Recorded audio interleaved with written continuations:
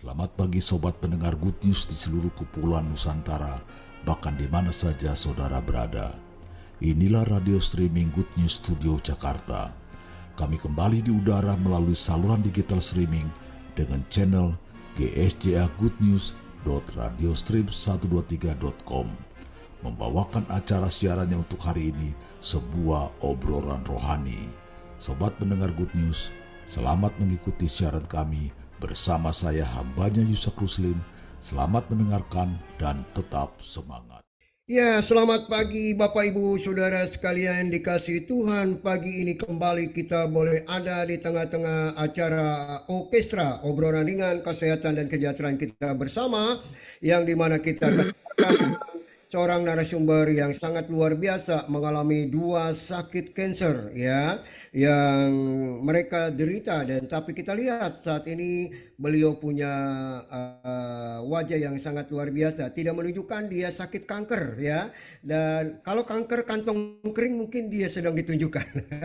Tapi kalau sakitnya kanker yang sungguh-sungguh tidak menunjukkan ini saudara ya. Dengan itu mari kita dengarkan bersama-sama. Kita punya narasumber yang sudah di tengah kita. Sekali lagi saya menyapa, selamat pagi Ibu Anita Panjaitan. Ya, selamat pagi Pak Yakob dan semua selamat pagi. Ya, selamat pagi.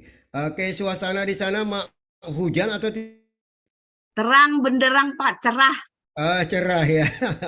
Kan karena beberapa hari ini masih terus diguyur hujan ya. Ada beberapa daerah termasuk di daerah Tangerang ada masih mengalami kebanjiran ya.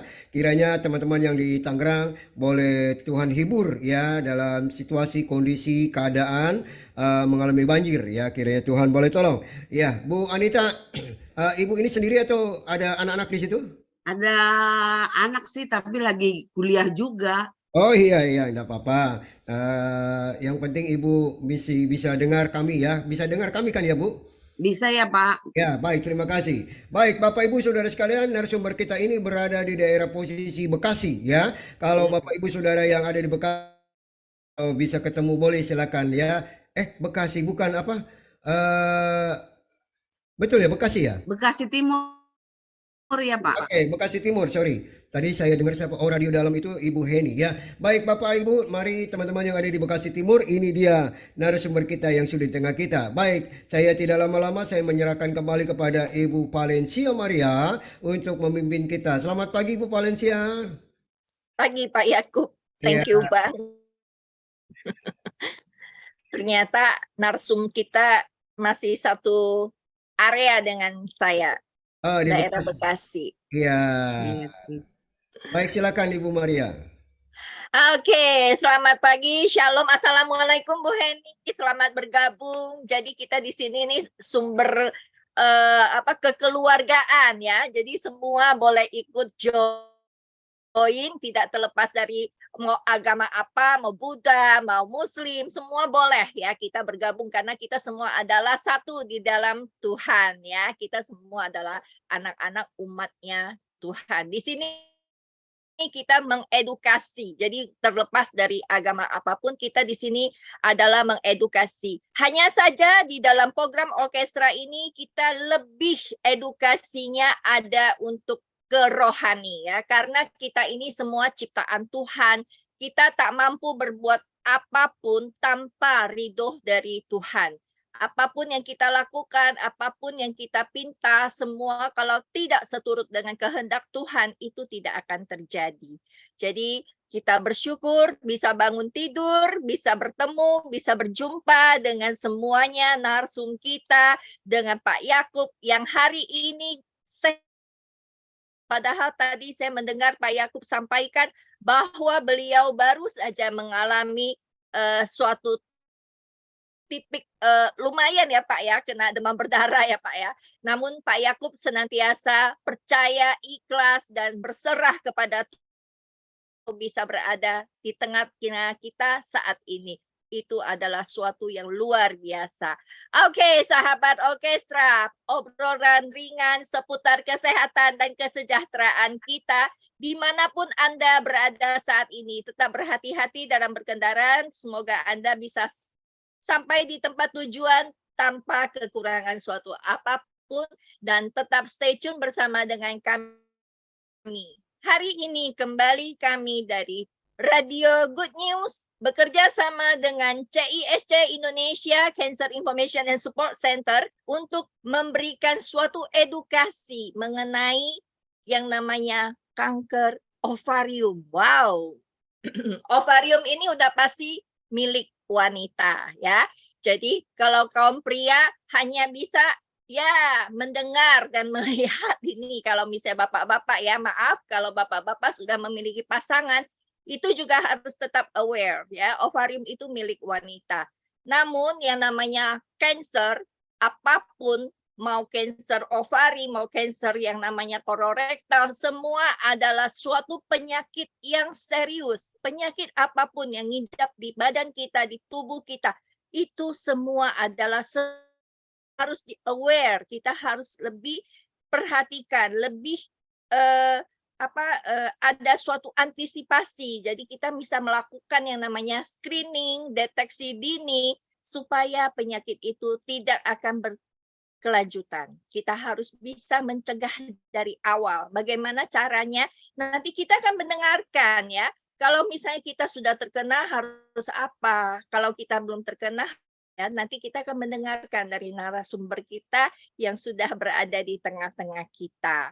Namun, teman-teman semua di perjalanan, Anda boleh bertanya nanti, ada sesi tanya-jawab, silahkan saya akan untuk bisa bertanya kepada narasumber melalui admin dari Radio Good News maupun dari WhatsApp Pak Yakub ya.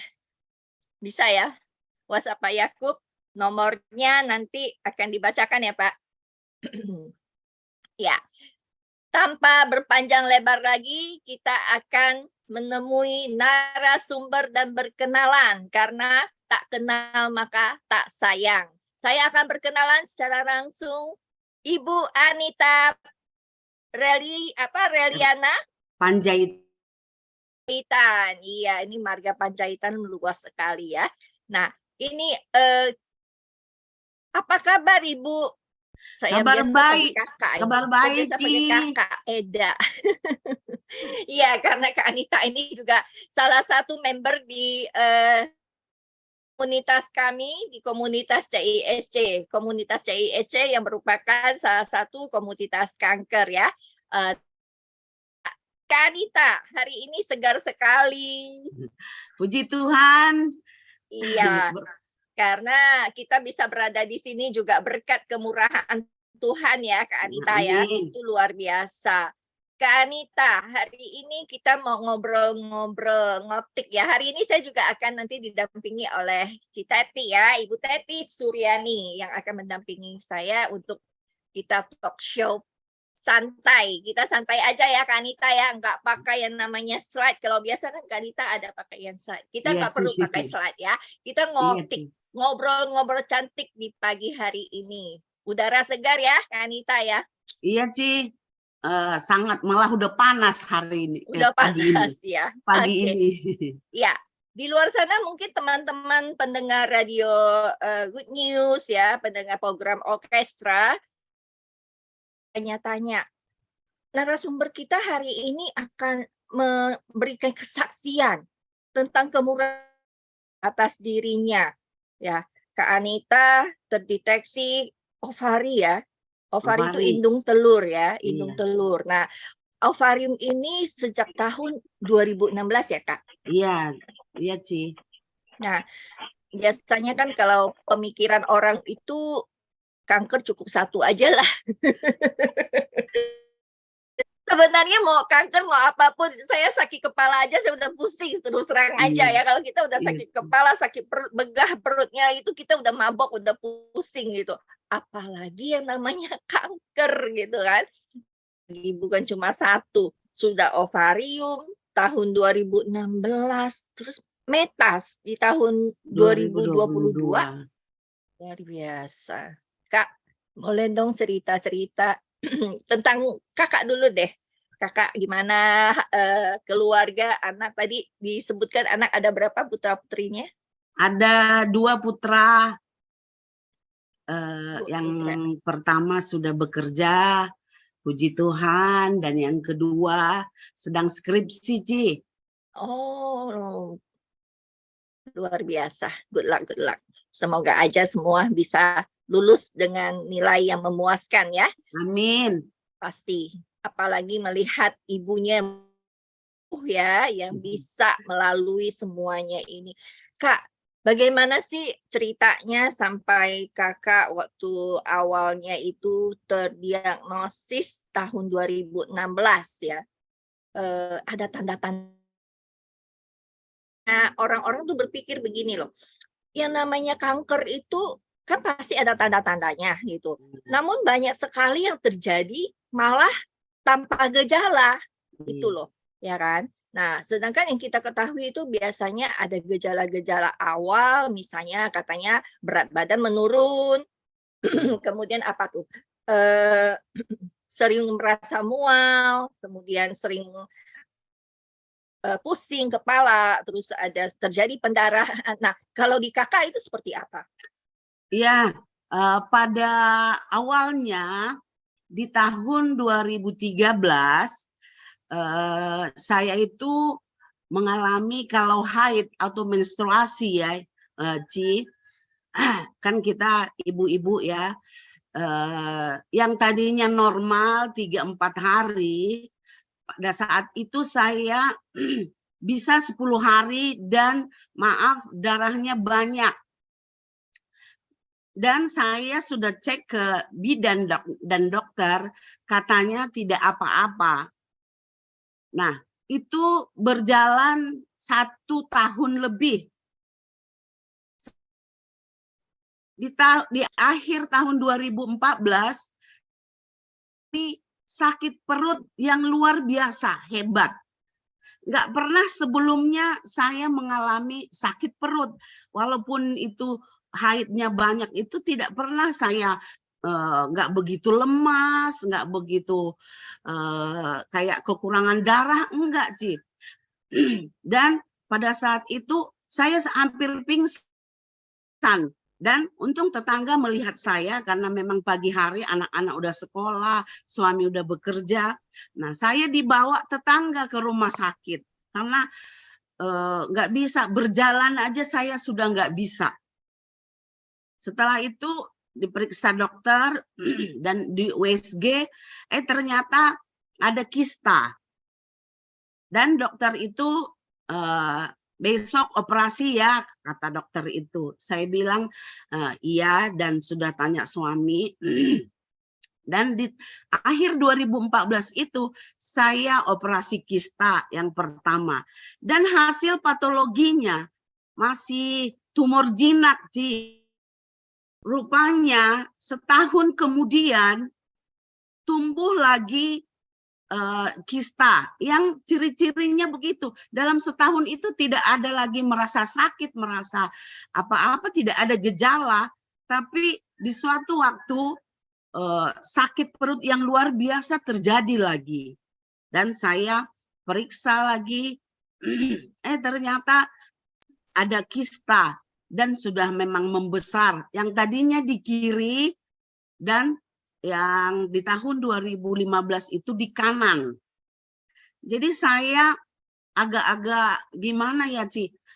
Masa sih kista lagi gitu. Jadi saya memang membiarkan itu 3-4 bulan.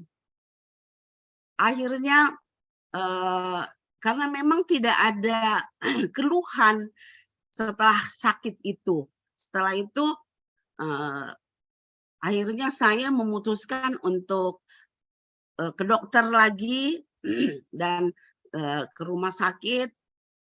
Akhirnya diperiksa di USG, CT scan, dan di biopsi dikatakan, nah operasi, diangkat semua rahim, indung telur, semua diangkat. Nah itu terjadi di 2015 akhir. November itu. Nah, dan setelah itu hasil patologinya 2 minggu, 1 bulan itu ya. Hasil patologinya patologi anatomi itu saya dikatakan kanker stadium 3C. Saya sungguh-sungguh syok pada saat itu. Dokter mengatakan itu. Tapi kenapa? Kok saya nggak percaya ya? Dokter mengatakan saya stadium 3C. Karena saya pikir saya syok memang pada saat itu. Apakah benar? Karena saya tidak ada merasa apa-apa. Badan saya tidak ada turun sedikit pun. Dan saya memang gendut dari dulu seperti ini. Akhirnya saya nggak percaya. Terus dokter menyarankan saya kemo. Saya pada saat itu belum berani. Akhirnya saya katakan sama dokter, nanti ya dok, saya konsultasikan dulu kepada keluarga. Akhirnya keluarga, kakak, abang, adik semua kumpul. Mereka tidak setuju kalau saya kemo. Katanya, jangan, nanti kamu cepat mati, cepat meninggal. Gitu, Ci. Dan saya pada saat itu semakin takut. Memang udah pernah ngelihat orang juga kalau habis kemo, badannya kan kurus kering, langsung hitam semua. Pokoknya memang menakutkan ya. Nah, tetapi puji Tuhan, saya mempunyai tante yang seorang perawat, dia mempunyai teman yang ada di dalam komunitas CISC kita.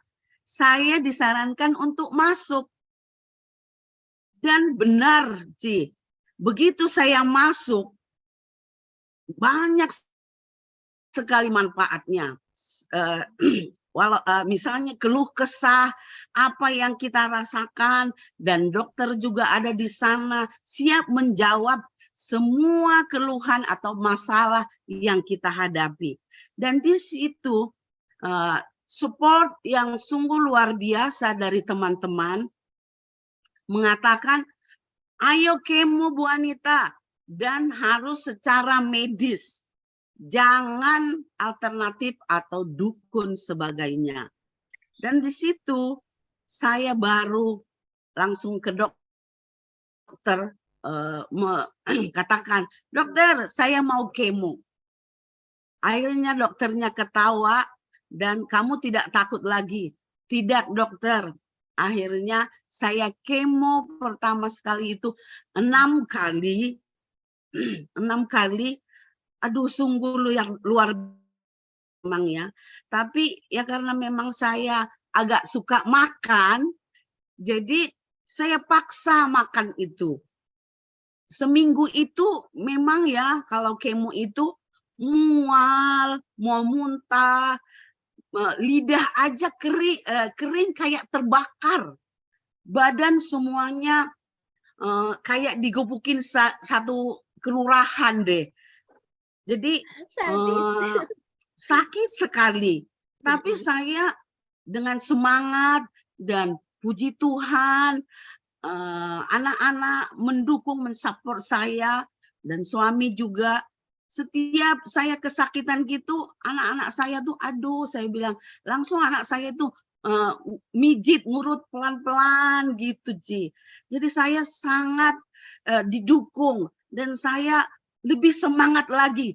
Tuhan, saya harus sembuh, saya harus sehat, karena saya mau lihat anak-anak saya ini ya nanti sukses berumah tangga gitu. Jadi saya semangat, saya bisa makan dan tidak pernah saya muntah. Nah, jadi saya paksa makan dan memang bisa. Setelah itu pensiun, akhirnya ganti dokter lagi. Saya dikatakan lagi kemo lagi, 12 kali lagi, Ci. Waduh, saya bilang, aduh dokter, ini tapi kamu mau sehat nggak? Mau bersih nggak? ini belum maksimal gitu ya.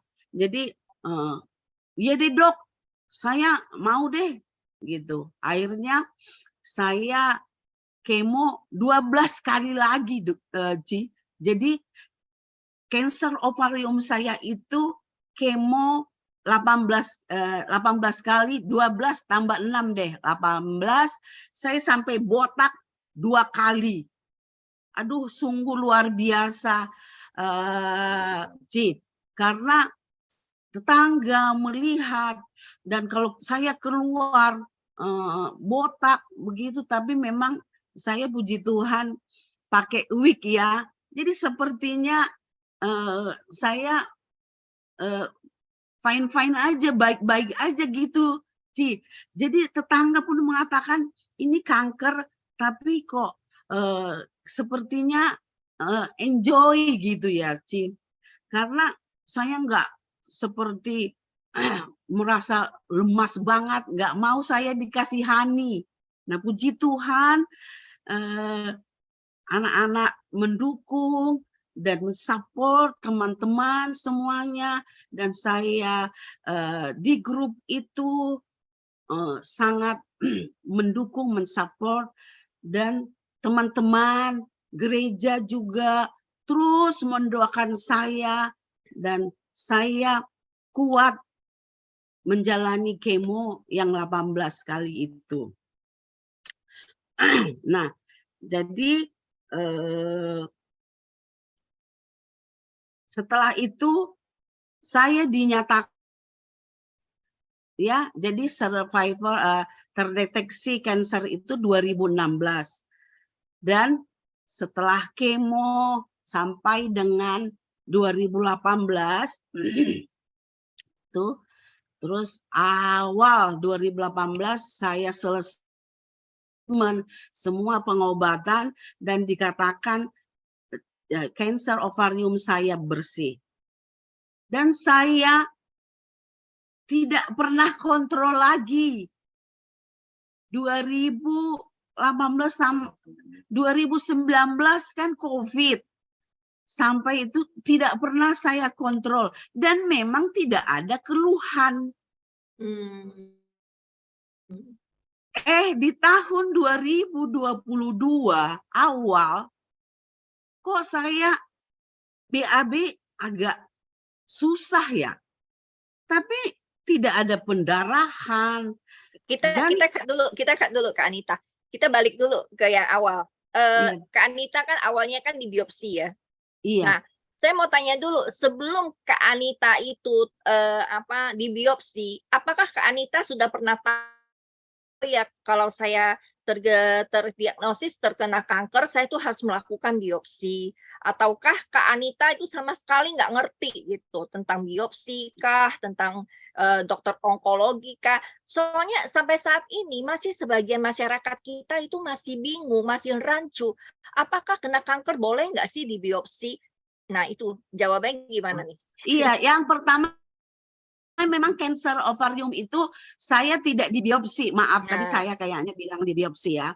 Dan memang saya juga masih agak awam kanker ini, dan 2014 2015 itu kan 2016 belum familiar yang kayak ya itulah, saya juga tidak ada komunitas pada saat itu, dan juga ya belum banyak mendengarkan ya mengikuti, dan saya memang tidak tahu dokter onkologi apa yang akan dilakukan. Memang saya benar-benar tidak tahu awalnya. Jadi Gitu. betul-betul masih blind ya, masih nggak masih paham buta. gitu Iya, ya. nggak paham. Jadi setelah sudah join di komunitas baru bisa tahu, oh ya Iya. ternyata saya memang harus menjalani ini. Iya, Nah, Ci. untuk kemoterapi sebelumnya, apakah Kak Anita tahu bahwa kalau misalnya kita nanti efek untuk kemo ini bisa terjadi bla bla bla, bisa terjadi kebotakan, bisa menghitam kulit kita, bisa baal bibir, mulutnya segala macam. Apakah Kak Anita sudah tahu itu sebelumnya? Iya, sebelumnya memang kan sebelum kemo itu saya sudah masuk di grup itu ya. Jadi dan saya sudah banyak sekali mendengar, membaca semua efek dari kemo, dan saya melihat juga ya, ada yang kalau periksa ke rumah sakit itu ini kemo, botak segala macam. Memang sudah tahu. Tapi yang sebelumnya, kalau saya sebelum masuk di grup itu, saya tidak tahu sama sekali. Dan kalau memang botak, saya pikir botak nanti setelah 3 bulan, 4 bulan kemo. Ternyata 1 kali kemo di akhir bulan itu mau kemo kedua, sudah aduh sakit ini. Semua kalau bangun tidur dibantal rambut-rambut itu sudah banyak sih.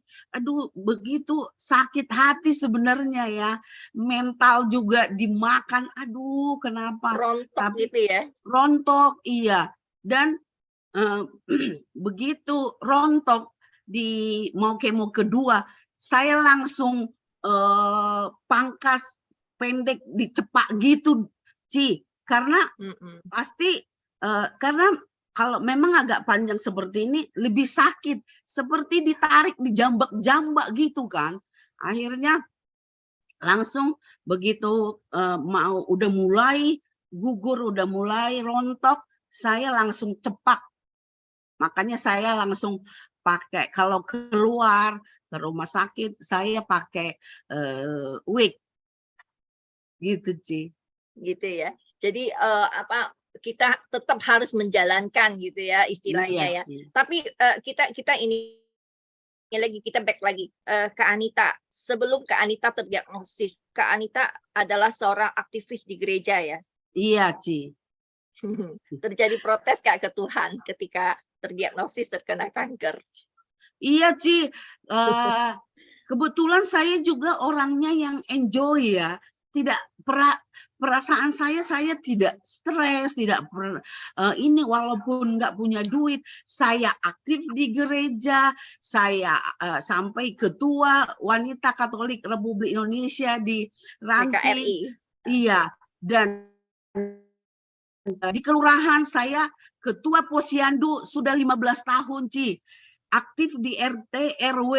Jadi walaupun saya dulu memang saya bekas guru ya, begitu. Jadi saya guru SMA dulu, guru kimia. Luar biasa. Nah, jadi iya, jadi pindah suami saya bekerja ke Surabaya, akhirnya saya jadi nggak guru lagi. Nah, setelah itu dan saya ya itu begitu dikatakan kanker, saya itu nggak percaya Tuhan. Saya kayaknya nggak ada melakukan apa gitu ya. Melakukan dosa. Dosa yang pasti Yang berat. pasti punya dosa, tapi kayaknya dosa berat apaan? Kok saya sampai kanker gitu. Sampai anak saya, Ci, katanya begini, Mama sakit sekali langsung kanker. Tipes kek, apa kek dulu gitu, Ci. Saya sampai ketawa, dan memang ya itulah, anak saya selalu membuat saya tertawa seperti itu dan mendukung. Jadi saya setiap hari harus bilang di cermin begini, saya sehat, harus 10 kali sehari harus saya katakan itu, saya sembuh. Jadi setiap hari ditanya anak itu, sudah bilang belum, Ma? Gitu. Akhirnya afirmasi positif itu namanya. Iya. Nah itu akhirnya memang saya lakukan, Ci. Jadi mungkin lah ya, jadi semangat. Jadi saya nggak ingat lagi, udahlah, saya, Tuhan beri kekuatan, tolong saya untuk saya treatment kemo yang tadinya saya down, akhirnya bangkit kembali, apalagi dibantu dengan grup CISC yang begitu luar biasa. Nah, jadi saya akhirnya sanggup ya, kuat. Bukan karena kekuatan saya saja ya. Jadi hanya kekuatan Tuhan yang memberi saya untuk kuat, untuk semangat, dan untuk berobat lebih semangat lagi. Kadang kemo itu, Ci, saya pergi sendiri ke Jakarta, ke rumah sakit itu naik kereta. Jadi sepertinya saya sudah seperti, saya mau ke mall aja deh. Jadi beranggapan mau ke mall supaya saya lebih semangat. Shopping gitu ya. Shopping gitu ya. Kan di rumah sakit begitu banyak lihat orang. Nah, di situ kita termotivasi lagi. Ada yang masih udah 70 tahun, masih ini, wah semangat. Aduh, saya jadi memotivasi gitu ya, Ci. Nah, itu makanya Motivasi saya diri sendiri ya. jadi kuat gitu, Ci. Iya. Terus ketika sudah terdiagnosis, kemudian Kak Anita juga sudah menjalankan kemoterapi, apakah ada rasa kecewa terhadap Tuhan? Oh ya, kenapa sih saya harus ini? Kita nggak bisa bohongin diri kita bisa bohongin orang lain. Ini nggak pernah nggak Kak Anita, ini kita ini ya berbagi, kita memberikan kesaksian. Jadi ada nggak sih rasa kayaknya, Tuhan, saya ini udah melayani Tuhan, kok Tuhan kasih sih penyakit ini kepada saya? Ada nggak sih seperti itu terjadi di dalam hatinya Kak Anita? Pada awalnya sih ada ya, Ci. Karena yaitu manusiawi ya. Saya itu kan aktif ya di gereja, dan yaitu di keluarga saya sepertinya dulu nenek saya memang cancer, karena pada saat itu kan belum belum ada cancer gitu ya. Nah, jadi saya tidak melihat jelas gitu loh bahwa di keluarga saya. Nah, jadi begitu saya kena cancer, kemoterapi, sungguh sulit. Tuhan, kok saya bisa seperti ini, sakit langsung cancer, nggak pernah sakit sama sekali, kok langsung saya cancer, gitu ya. Ya pokoknya ini dah shock gitu. Akhirnya dengan lambat laun, terus, dan itu setelah saya cancer itu, saya banyak berdoa, dan keluarga ya, keluarga setiap malam yang ada kerja, ada ini, kita bilang jam 10 harus berdoa, novena gitu ya. Doa bersama ya. Iya, doa bersama. Nah, itu dari situ baru saya kuat. Oh, dan saya bisa menerima. Yang tadinya ya itulah ya namanya ini, saya pikir kenapa saya bisa kanker? Dari mana ini kanker? Kok saya ini, Tuhan, saya perasaan baik-baik saja gitu.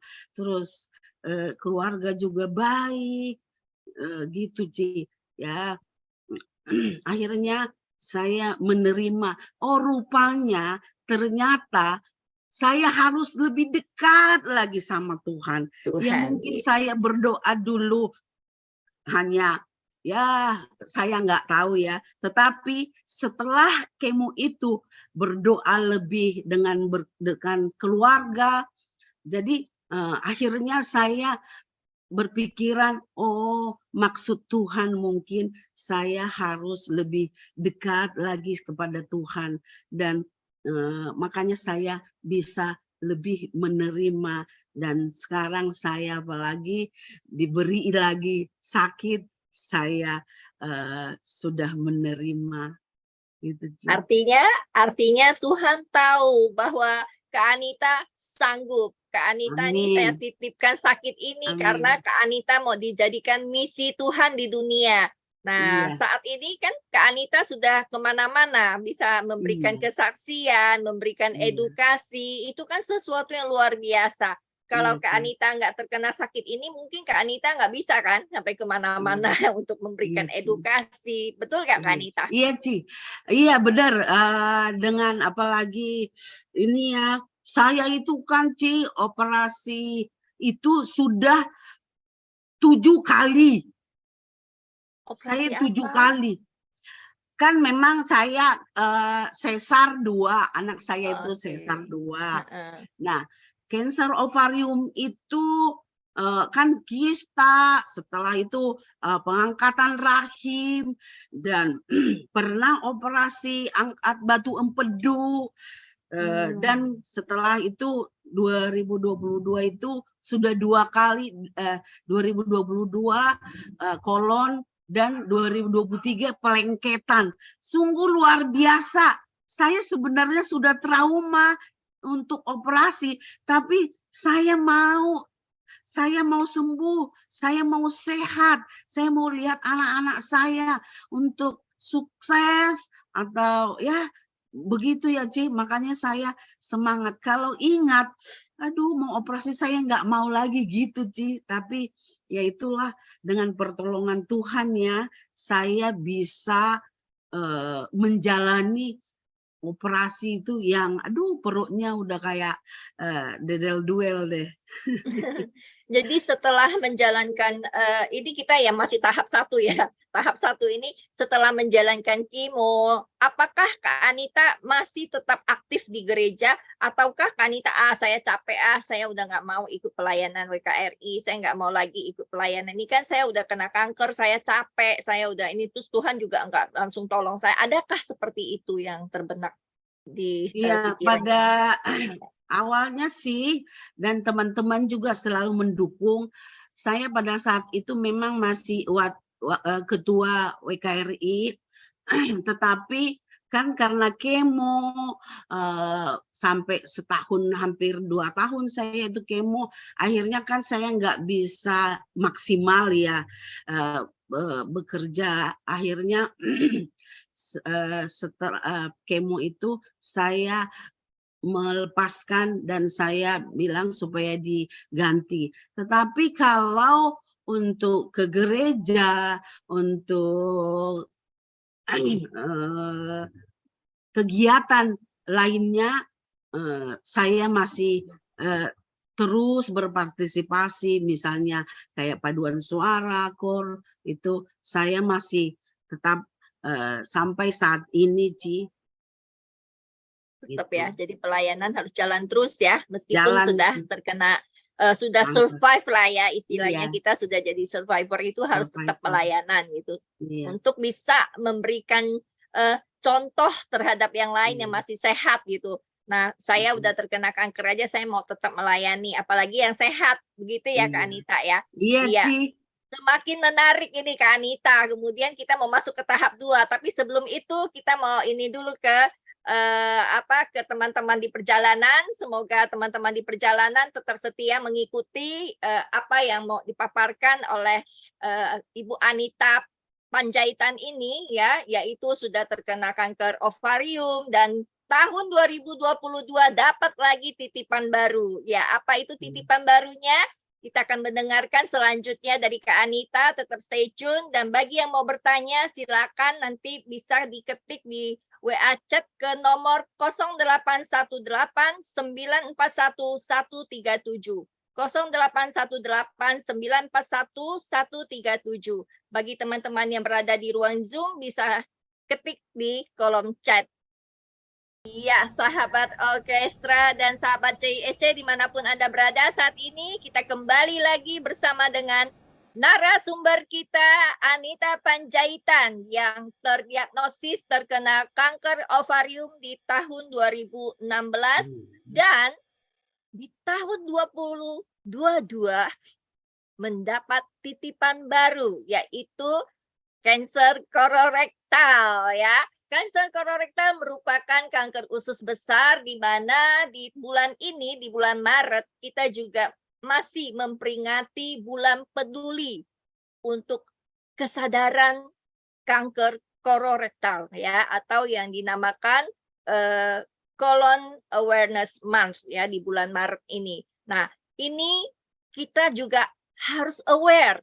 Nah, bagaimana sih kok bisa ya Kak Anita ini dapat lagi kanker usus ya Kak Anita? Saya akan undang juga Kak Teti Suryani yang akan bergabung bersama dengan saya di sini. Kita akan ngotik kopi cantik bersama Anita Panjaitan. Mari Kak Teti.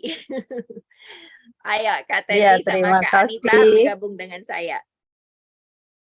Terima kasih. Ini jadinya kakak manggil Tanjung. Ya Aku kita kan harus biasanya selalu panggil Eda gini, Anita. usia katanya usia boleh bertambah, usia boleh ini apa tua ya, tapi kita nggak mau kan dibilang tua. Tapi kan kita semangat itu harus tetap muda, kita harus tetap memiliki semangat Iya, yang jadi muda. nama aja. Ya, apalagi kita sudah terkena kanker, kita harus tetap menunjukkan bahwa kita ini semua bahagia. Kita harus tetap Amin. muda dan kita mengedukasi semua orang, ya kan? Iya. Nah, Kak Anita, gimana ini? Sudah terkena ovari, ya kan? Sudah yang namanya jalankan kemoterapi.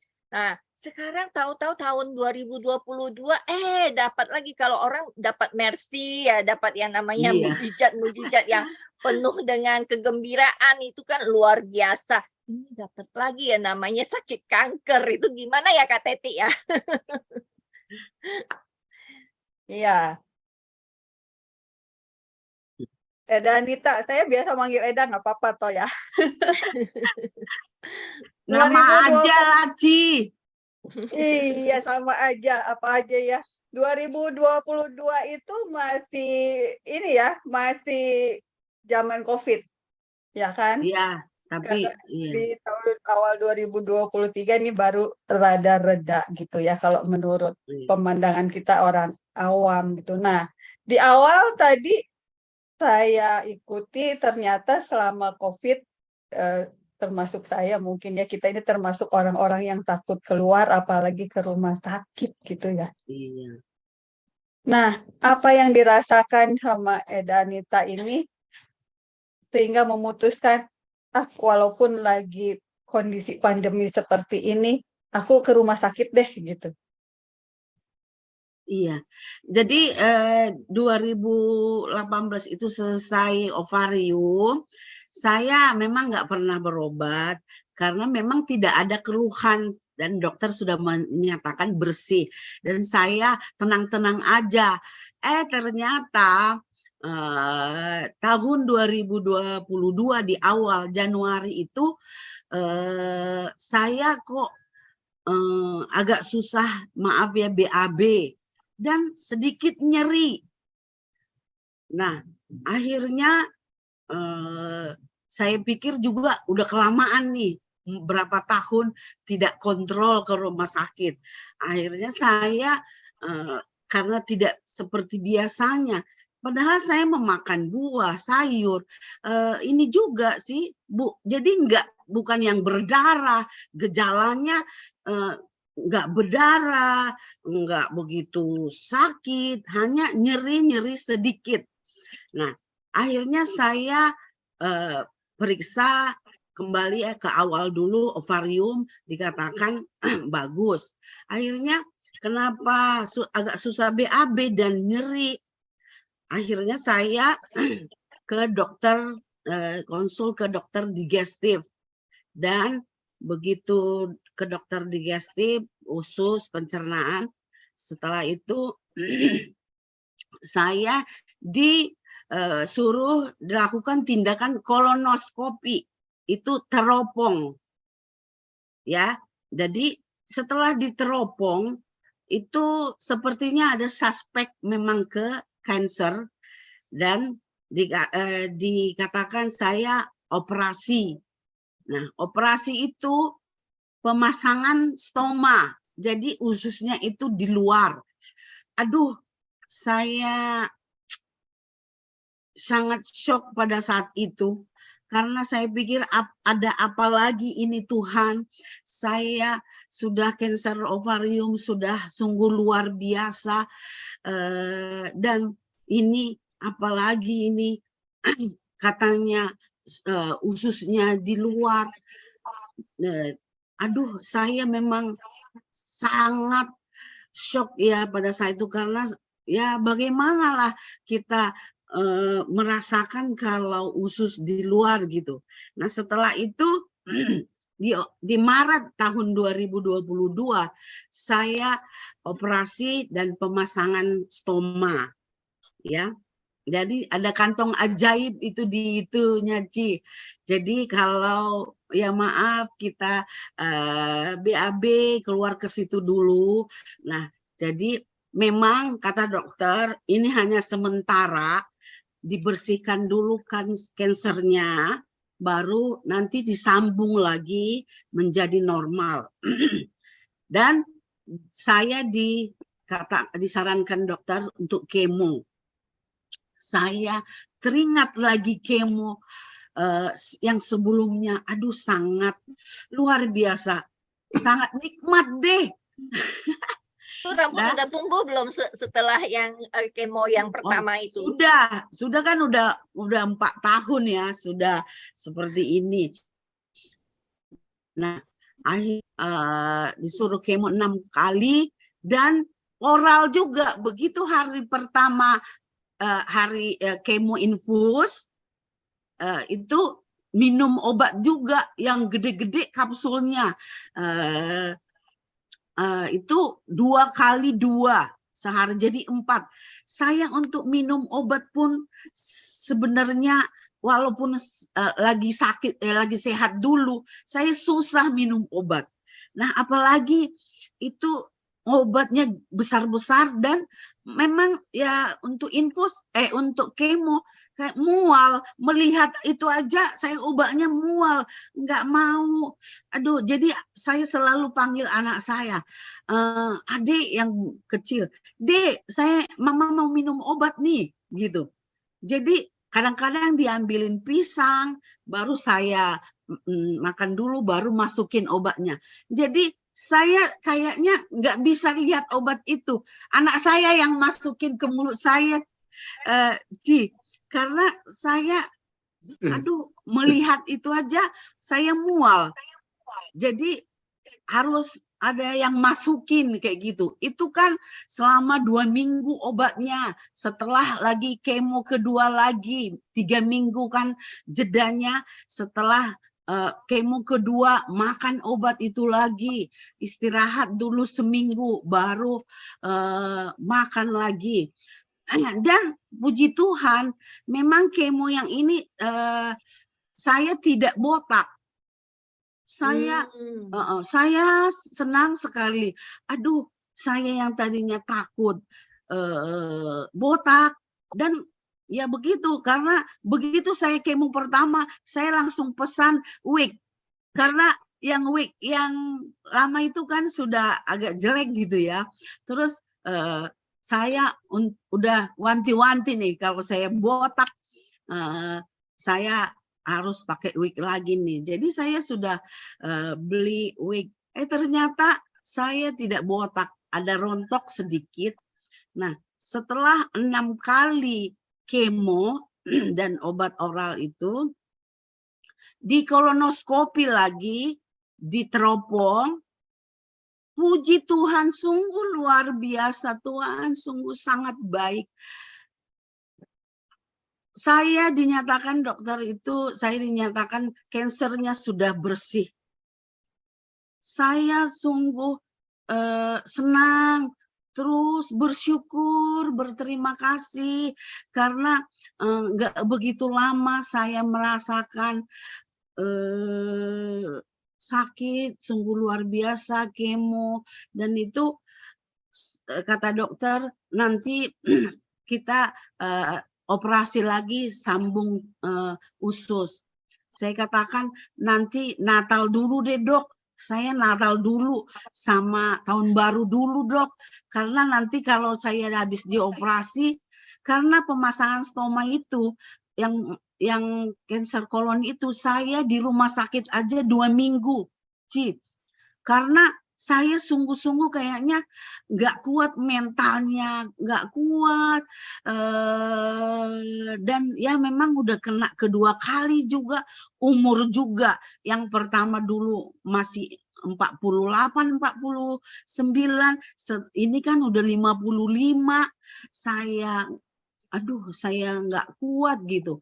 Akhirnya ya puji Tuhan berjalan dengan baik, dengan kekuatan, dengan bantuan Tuhan, dan dukungan keluarga, dukungan WA group. Akhirnya saya bisa menjalani itu.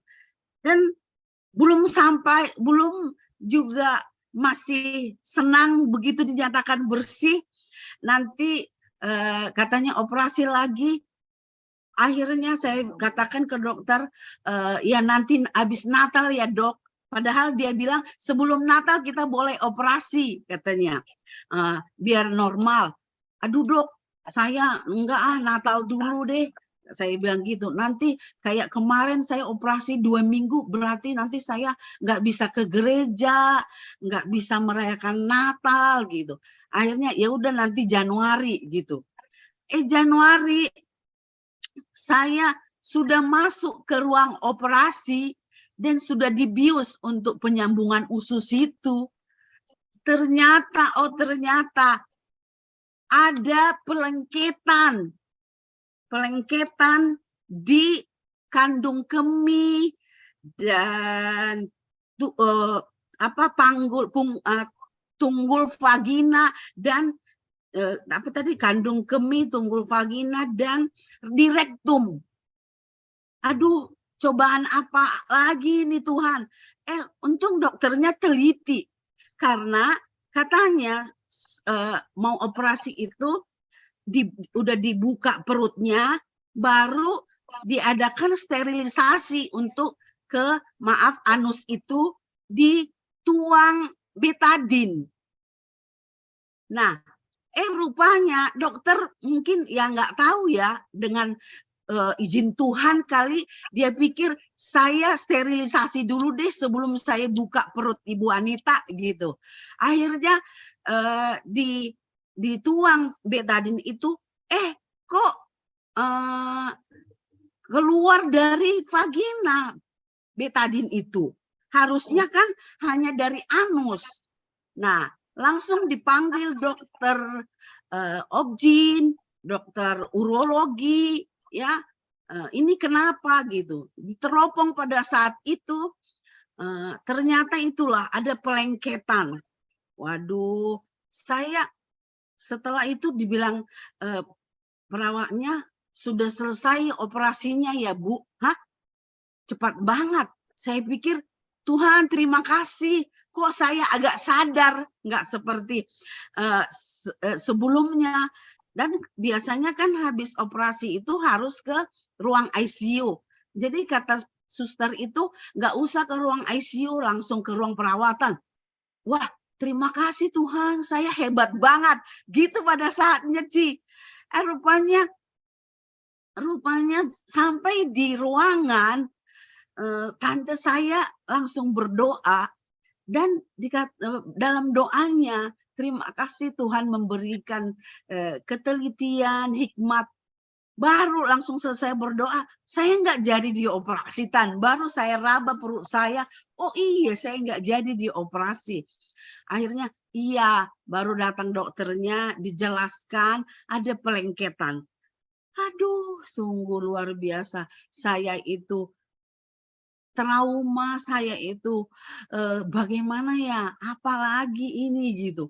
Nah, tapi ya itu nanti kita lihat, kita perbaiki dulu gitu.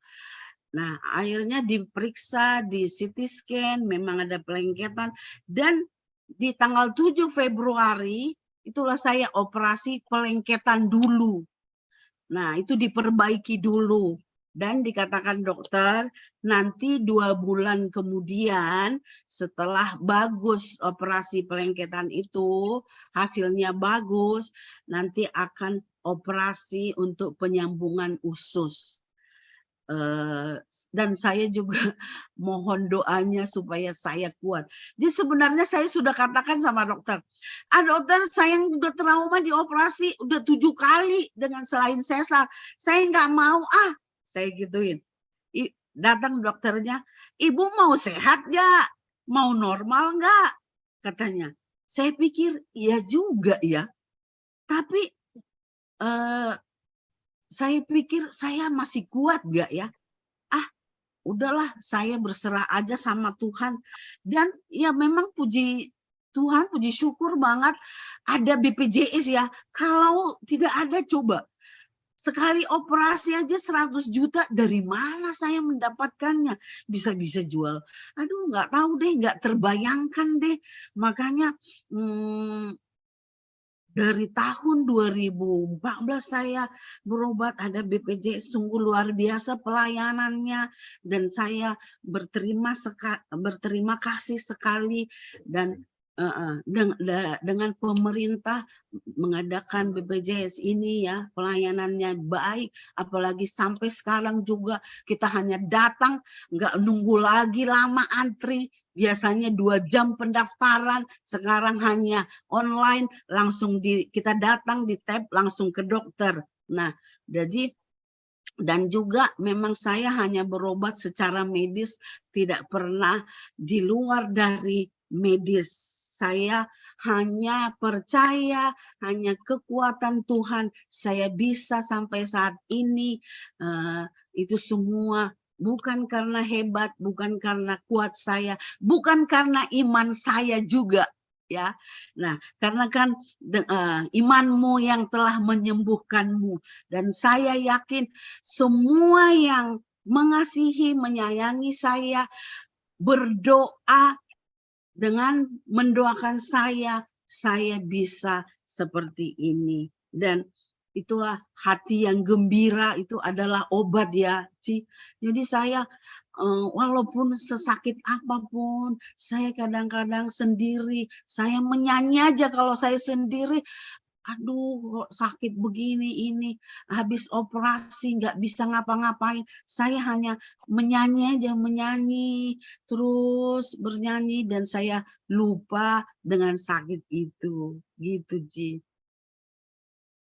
Nah, bagaimana kalau kita minta Eda Anita ini menyanyi sedikit saja?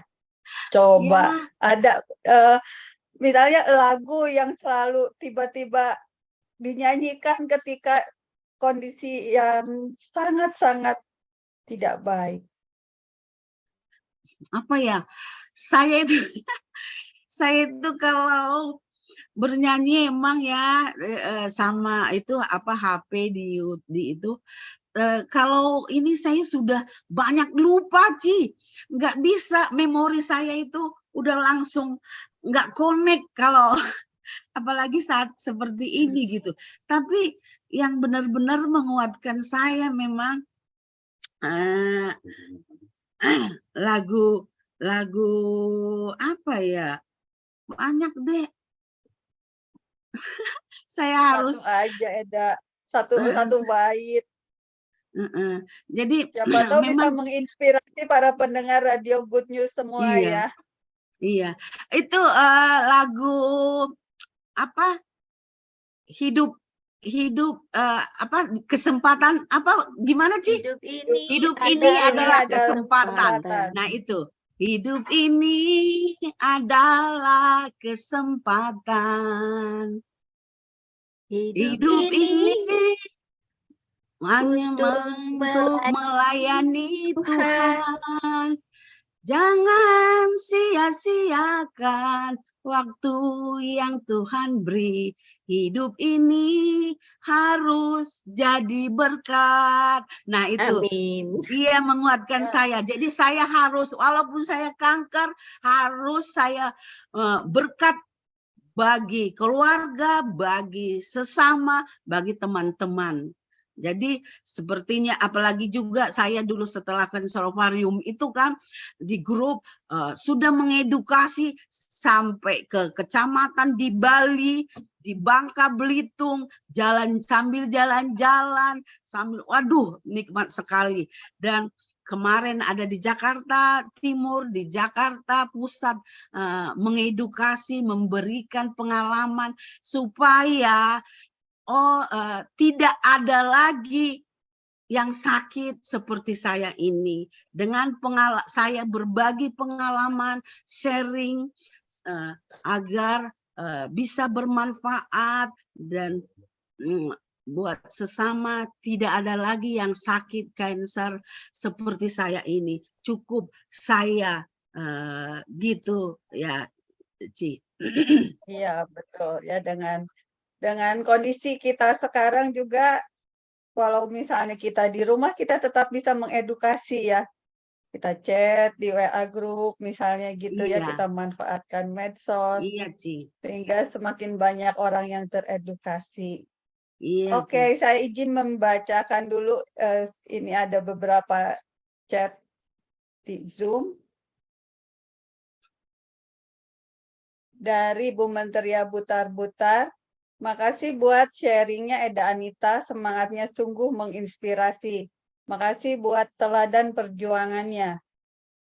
Tetap sehat, tetap semangat. Hidup adalah anugerah Tuhan. Hanya Tuhan tempat kita berpengharapan lewat semua usaha kita. Katanya gitu ya. Amin. Ya, makasih. Kemudian ada dari Ibu Tutiwati Limas. Bu Anita, sahabat hati, kita bersama dalam WKRI, saya ex-presidium Pangpin. Kita sama setelah saya didiagnosa kanker KNF ya, saya mengundurkan diri. Salam sehat selalu dan semangat terus Bu Anita. Ibu Ketua WKRI cabang mana? Wah, kayaknya ini yang harus dijawab. Silakan Bu Anita.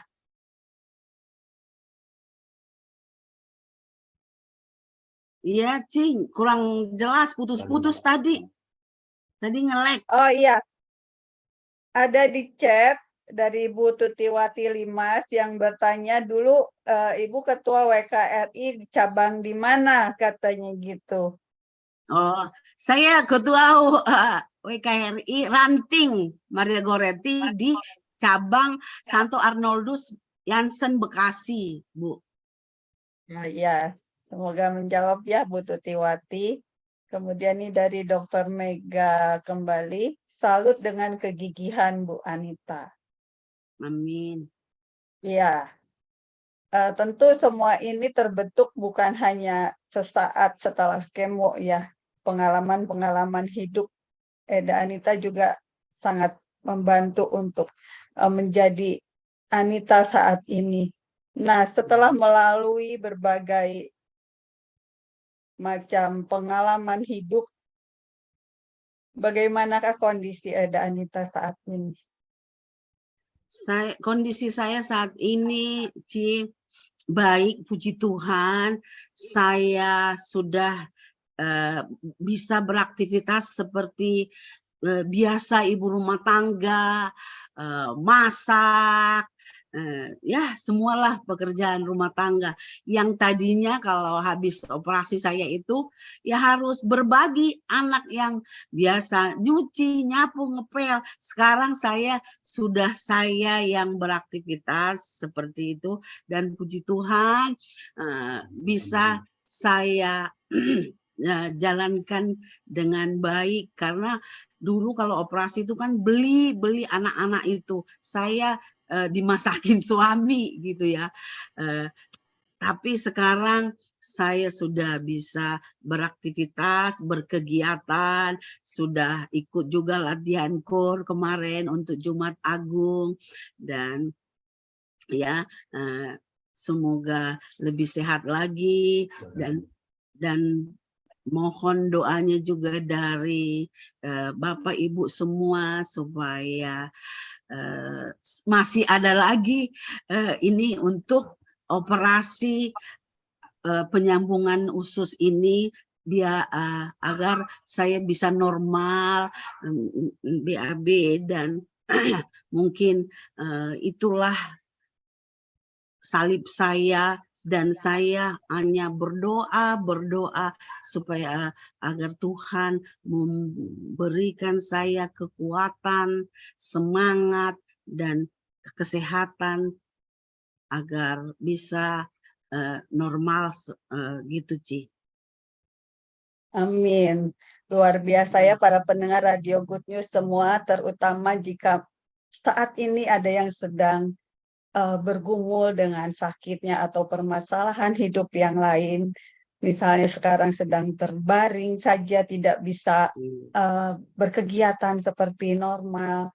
Tetap percaya bahwa Tuhan tetap ada dekat dengan kita gitu ya, seperti Eda Anita juga dipulihkan kembali. Oke, saya lanjut baca chatnya dari Ibu Helena Lili. Semangat terus Bu Anita, tetap enjoy life. Terima kasih. Kemudian juga ada dari Bu, siapa ini? Etlin Patricia. Bu Anita, apakah sekarang masih pakai stoma? Silakan Bu Anita. Masih Bu. Ya, masih pakai stoma dan itu kantong ajaib yang membantu hidup kita lebih baik sebenarnya ya. Iya. Ya, boleh Dan mungkin sedikit ceritakan bagaimanakah cara pemeliharaan stoma ini supaya para pendengar Radio Good News ataupun yang bergabung di Zoom ini mendapatkan pengalaman gitu. Iya. Nah, stoma itu kan kantong untuk sementara pengeluaran feses ya. Nah, jadi dibikin kantong, emang itu sudah khusus dari itu ya. Nah, awal mulanya saya kan operasi itu nggak bisa ngapa-ngapain. Di rumah sakit aja saya 2 minggu, Ci, setelah operasi. Nah, karena memang juga mungkin mentalnya apa, saya ada 1 bulan, 1,5 bulan itu suami dan anak-anak yang membersihkan, memasang, mengganti.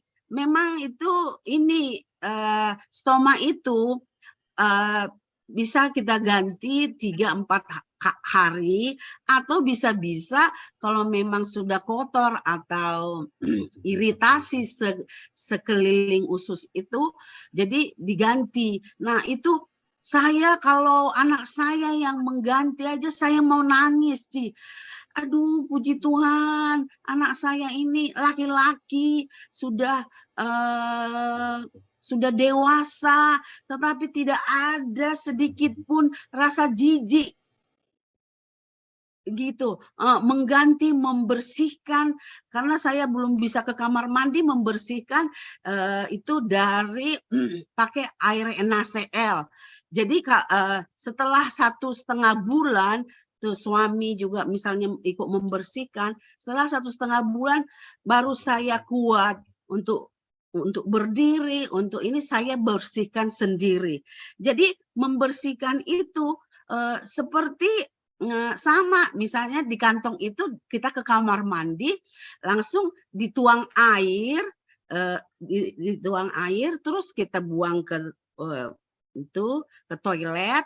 Setelah itu kita bersihkan, semprot lagi stoma itu dan kita bersihkan sampai bersih dan dituang lagi NaCl supaya agak steril ya.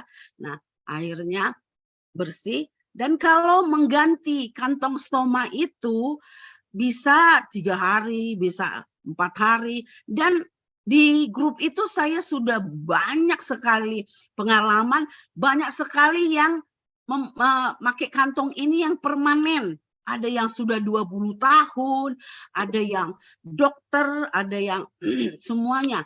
Nah, itu orang itu ada yang bisa ganti stoma itu 2 bulan sekali.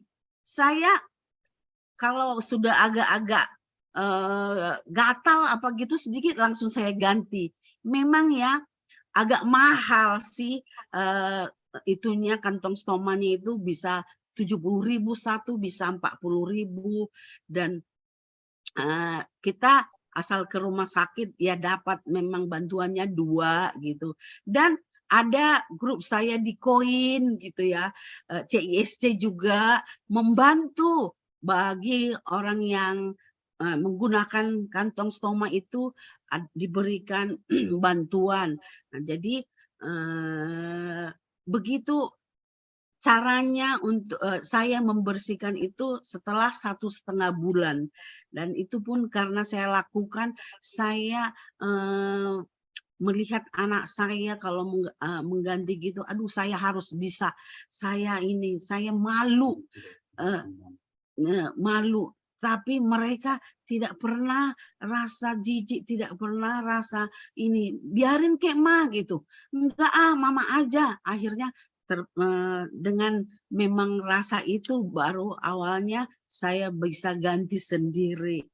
Dan banyak sekali orang bekerja, berkegiatan, tidak ada halangan, tidak ada masalah. Saya pun sudah berenang loh, berenang memakai kantong stoma karena itu cukup aman, tidak akan tidak akan keluar karena cukup aman ya, memang sudah didesain sedemikian rupa. Jadi saya merasa aman, nyaman, ya tidur pun tidak ada masalah, ya begitu Ibu Ci. Oke, makasih. Ternyata Etlin ini baru 3 minggu yang lalu melakukan operasi sambung usus. Saya pakai kantong ajaib ini, stoma maksudnya ya, sampai 1 tahun 2 bulan. Nah, Iya. nanti kalau mau kontak-kontakan silahkan, nanti saya Iya. kasih Banyak nomor ada di grup ya. kontaknya. Gitu ya. Iya. Iya, Ci. Ada perjumpaan, ada perpisahan. Ternyata kita sekarang sudah di pukul 8.31. Iya, terima kasih untuk bincang-bincang tentang kasih Tuhan yang dirasakan oleh Eda Anita selama ini, terutama dalam pengobatan kanker ovarium dan kanker kolon yang boleh dilalui dengan baik, tentu dengan kasih Tuhan yang begitu besar. Ya, Iya. saya kembalikan ke Pak Yakub. Baik, terima kasih Bu Valencia, terima kasih Bu Teti yang sudah memandu acara ini. Terima kasih juga buat Ibu Anita yang sangat luar biasa pemaparan penjelasan buat kita semuanya. Dan biar teman-teman semua yang ada di tempat ini, kita mau terus berbagi ya pengalaman hidup kita ya. Kalau ada di antara teman-teman kita yang di Zoom ini mau menjadi narasumber, silakan hubungi kami ya di 0818941137 untuk kami jadwalkan dan kita saling berbagi ya. Karena apa? Waktu kita berbagi pengalaman kita ini akan mendorong, memotivasi buat mereka yang sedang menjalankan proses pengobatan. Itu yang saya yakin bisa menolong mereka ya. Jadi mari kita saling berbagi. Ini salah satunya Ibu Anita ya, sudah berbagi yang sangat luar biasa ya. 2 ilmu yang diterima ya, dan 2 ilmu itu juga yang dibagikan buat kita. Terima kasih ya Bu Anita. Iya, sama-sama Pak. Ya. Sebelum kita akan mengakhirinya ya, kita mau berdoa dulu ya supaya Tuhan tolong kita punya acara. Mari kita satukan hati. Bapa di dalam surga, terima kasih Tuhan buat acara yang Tuhan sudah izinkan pagi ini. Kami bersyukur buat Ibu Anita Panjaitan yang sudah memaparkan, menjelaskan pengalaman hidupnya, yang dimana Tuhan turut campur tangan menolong, menyembuhkan sakit yang sangat luar biasa ya Tuhan. Mulai dari kanker ovarium menuju kepada kanker colon. Tuhan, kami tahu itu semua ada dalam tangan Tuhan. Tuhan yang akan membersihkan, menyucikan, menguduskan.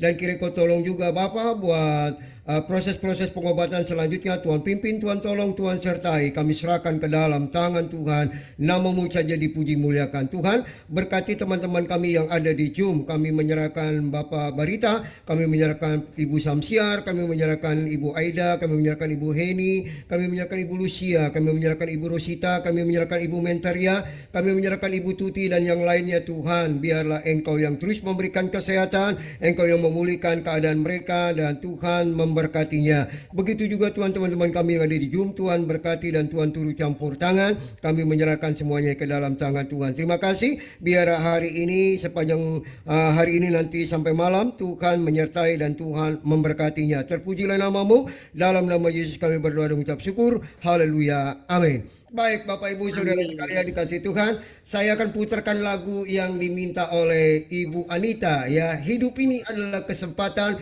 yang mengakhiri acara kita pada hari ini, dan saya terima kasih sekali lagi buat kebersamaannya. Sampai ketemu Senin depan dengan acara yang sama, yaitu acara orkestra.